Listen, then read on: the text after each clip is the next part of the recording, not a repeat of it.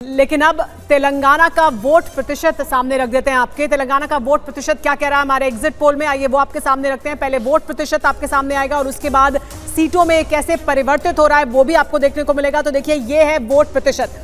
NDA को 41.46% vote मिल रहा है, तो इंडिया गठबंधन को 36.97% वोट मिल रहा है।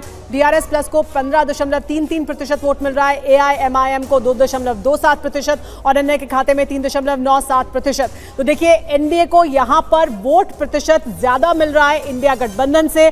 बीआरएस को 15.33% वोट प्रतिशत उनके खाते में है। तो किस तरह से ये सीट में रिफ्लेक्ट हो रहा है वो देखना दिलचस्प होगा। तेलंगाना में क्या तस्वीर उभर कर सामने आ रही है, किसको फायदा हो रहा है और किसको नुकसान, ये देखने के लिए आंकड़ा अब आपके सामने आने वाला है। तो देखिए हैदराबाद की चार मीनार और तेलंगाना की अगर बात की जाए, आंकड़ा जी निशा, तेलंगाना की अगर बात की जाए तो एनडीए 7 और इंडिया 8 और बीआरएस प्लस ये 1 आ रही है यहां पर, और एआईएमआईएम 1, और शायद वो असदुद्दीन ओवैसी ही होंगे। एआईएमआईएम की अगर बात की जाए यहां पर इंटरेस्टिंग बात क्या है कि तेलंगाना को लेकर जब वहां पर स्टेट इलेक्शन हुए तो आपने देखा कि वहां पर राहुल गांधी के जो रोड शो था उसका मैजिक चला, लेकिन यहां पर एनडीए क्या इन 7 सीटों से खुश होगी, ये जानने के लिए हम अपने मेहमानों के पास जाएंगे। लेकिन शिव, ये जो तेलंगाना का आंकड़ा है अगर आप हमें बता पाए, पहले जरा दिखाइए, जरा इसका डिस्ट्रीब्यूशन क्या है वो बताइए जरा। जी हाँ, तो इसका डिस्ट्रीब्यूशन देखिए किस तरह से है। बीजेपी को 7 सीटें मिल रही हैं और उन्हें गेन हो रहा है 3 सीटों का। कांग्रेस पार्टी को 8 सीटें मिल रही हैं, उन्हें गेन हो रहा है 5 सीटों का। बीआरएस को 1 सीट मिल रही है, उन्हें नुकसान हो रहा है 8 सीटों का। एआईएमआईएम जस की तस बनी हुई है, 1 सीट उन्होंने पहले जीती थी, एक अब सीट जीत रहे हैं और अन्य के खाते में कुछ नहीं।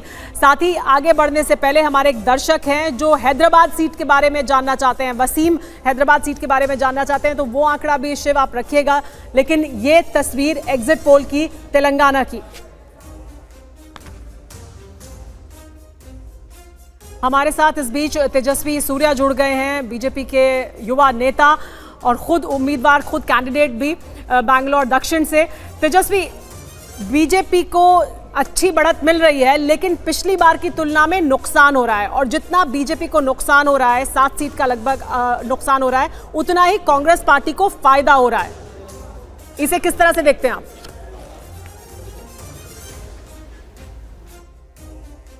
मैडम, सबसे पहले मैं इलेक्शन कमीशन को, देश की जनता को, आप जैसे मीडिया को और इस पूरे चुनाव प्रक्रिया से जुड़े सभी इंस्टीट्यूशंस को, व्यक्तियों को मैं आभार व्यक्त करना चाहता हूं। 4 जून को परिणाम जो भी आएंगे, भारत जीत चुका है, भारत में लोकतंत्र जीत चुका है and the world is taking note of this. ये पूरी मतलब भारत की जीत है, भारत के लोकतंत्र का जीत है। एंड एज फार एज आपके एग्जिट पोल के जो नंबर्स है, मैं आपको लिख के दे सकता हूं। 4 तारीख को जब परिणाम आएगी, जनता जब बोलेगी, आपके एग्जिट पोल से ज्यादा नंबर्स भारतीय जनता पार्टी को, मोदी जी को मिलेंगे और तीसरी बार रिकॉर्ड बहुमत से नरेंद्र मोदी जी देश के प्रधानमंत्री बनने वाले हैं। मैडम, आप सोचिए, लगातार 10 साल सत्ता में रहने के बाद भी आज आपके एग्जिट पोल भी नरेंद्र मोदी जी के पॉपुलैरिटी को दर्शा रहा है। हर एग्जिट पोल 350 के ऊपर का नंबर्स दिखा रहा है और आप तो 383 दिखा रहे। TV9 is showing 380 something for India.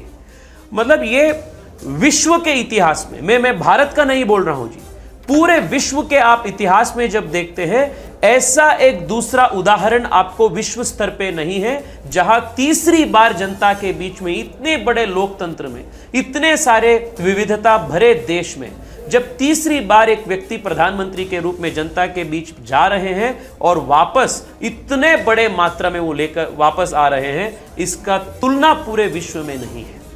This shows that Prime Minister Narendra Modi is a once in a multi-generation leader.